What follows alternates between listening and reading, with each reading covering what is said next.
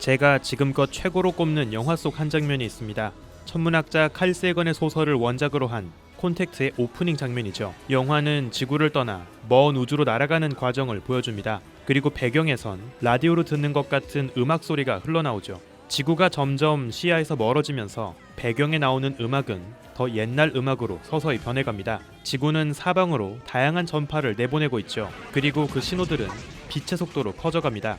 더 멀리서 지구의 신호를 듣는다면 그만큼 과거의 신호를 뒤늦게 듣게 되죠. 영화는 이 간단한 원리를 너무나 매력적으로 보여주었습니다. 인류가 안테나를 짓고 사방의 공간으로 전파를 흘려보내기 시작한 건 대략 125년 전부터입니다. 따라서 지구에서 가장 멀리까지 날아간 인류의 전파 시그널은 약 125광년까지 날아갔을 겁니다. 인류의 전파가 얼마나 멀리까지 퍼질 수 있는지 그 구의 영역을 라디오 버블이라고 하는데요. 따라서 현재 라디오 버블은 지름 250광년 크기입니다. 이 범위 안에 들어오는 별들에선 지구에서 새어나간 희미한 라디오 방송을 들을 수 있을지 모르죠. 얼마나 많은 별들이 우리 지구의 존재를 눈치채고 있을까요? 우주먼지 현자타임즈, 천문학자들이 추정한 우리 지구의 존재를 알 수 있을지 모르는 외계 별들의 개수에 관한 이야기입니다.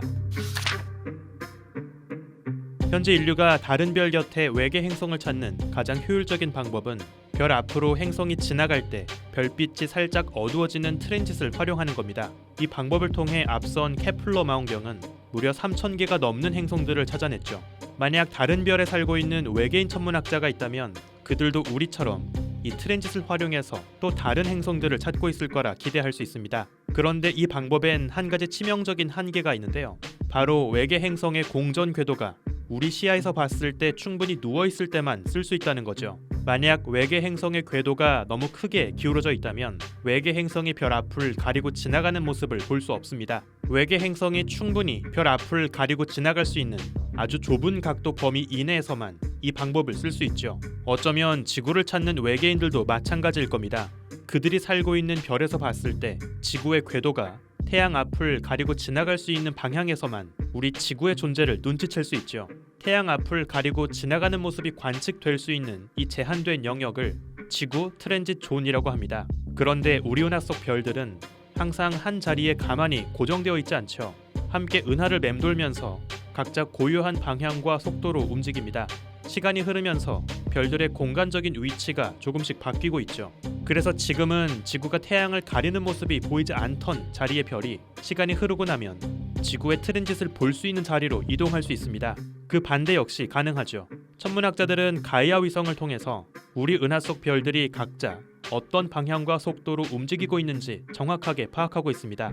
이 가이아 데이터를 활용해서 잠시라도 지구에 의한 태양 트랜짓이 목격될 수 있는 별들의 수를 헤아렸죠. 그 결과 5,000년 전 과거에서 5,000년 후 미래 사이에 트랜짓 기법으로 지구를 발견할 수 있는 별 2034개를 걸러냈습니다. 이 별들 중에서 반경 100광년 크기의 라디오 버블 안에 들어오는 별은 단 117개뿐이죠. 그런데 이 별들 중에서 현재까지 그 곁에 외계 행성이 발견된 곳은 단 4곳뿐입니다. 만약 이 4곳의 별들 곁에 단 한 곳에라도 외계 문명이 존재하고 있다면 어쩌면 이곳의 외계인 천문학자들은 우리 지구의 존재 그리고 지구의 전파 시그널까지 엿듣고 있을지 모르죠. 그렇다면 우리의 존재를 이미 알고 있거나 나중에 알게 될지 모르는 이 외계 행성들은 어떤 곳일까요? 내 별 중 가장 가까운 곳 로스 128은 태양에서 13번째로 가까운 별입니다. 재밌게도 이 별 주변엔 골디락스 존에 들어오는 외계 행성이 하나 존재합니다. 하지만 이 별에선 지금은 지구의 트랜짓이 보이지 않죠. 대신 먼 과거 기원전 1036년부터 기원 후 1121년 사이에 지난 2158년의 기간 동안 지구의 트랜짓을 볼 수 있었습니다. 우리보다 최소 1000년 앞서서 과학이 발전한 외계인들이 있었다면 약 1000년 전엔 이곳에서 지구를 발견했을지 모르죠. 하지만 아쉽게도 그 당시엔 지구에서 그 어떤 전파 신호도 볼 수 없었을 겁니다. 다음으로 태양에서 25번째로 가장 가까운 별 12.5광년 거리의 티가든 별이 있습니다.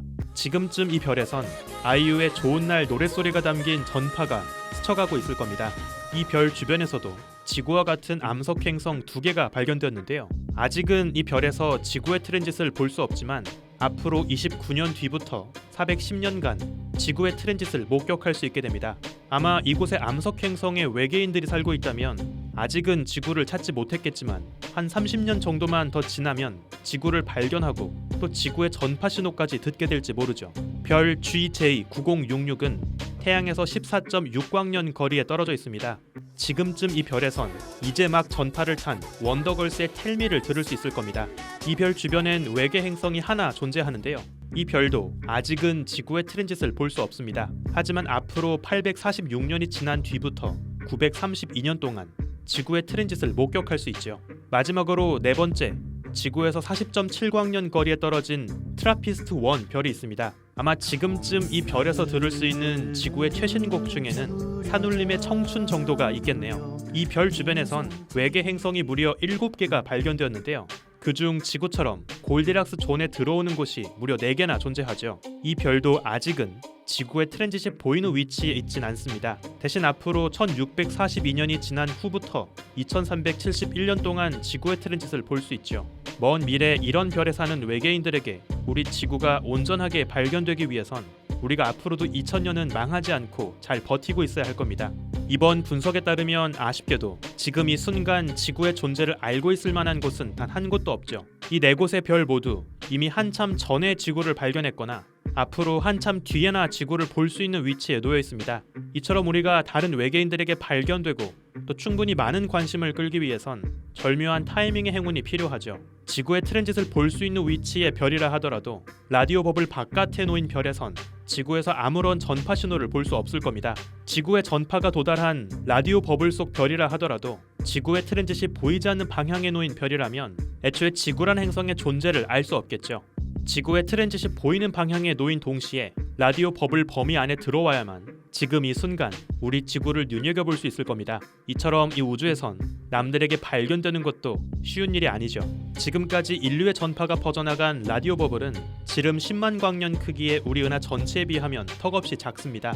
우리 은하 전체 지도 위에 라디오 버블을 표시해보면 그저 작은 점처럼 보일 뿐이죠. 만약 우리 은하 어딘가 우리가 알지 못한 다른 외계인들이 있다 하더라도 이렇게나 좁은 범위에만 우리의 흔적을 퍼뜨린 인류의 존재를 과연 알아챌 수 있을까요? 흔히 많은 SF에서 인류가 훨씬 발전된 다른 고등 외계인들에게 발견당하는 상황을 그리곤 합니다. 실제로 인류 역사를 보면 상대적으로 원시적이었던 문명이 다른 더 발전된 문명에 의해서 발견당하는 상황이 빈번했죠. 그래서 얼핏 생각하면 우리가 먼저 다른 존재를 발견하는 것보다 우리가 남들에게 발견당하는 것이 더 당연해 보일지 모릅니다.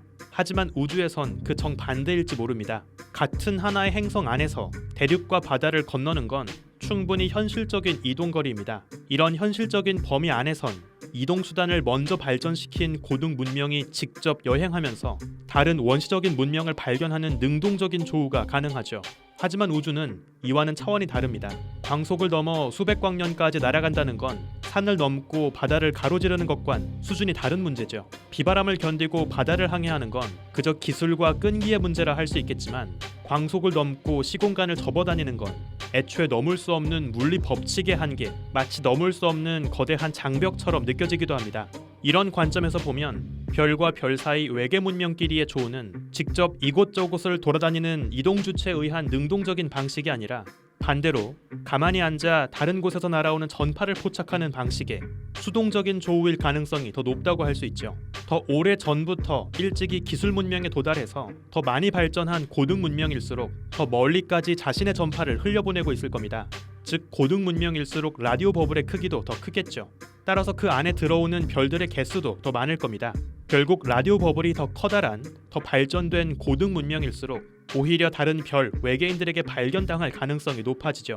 지구의 역사에선 더 발전된 문명이 직접 돌아다니면서 다른 남의 문명을 발견하는 입장이었지만 우주적인 규모에선 반대로 더 발전된 문명이 남들에게 쉽게 발견당하는 처지일 수 있습니다.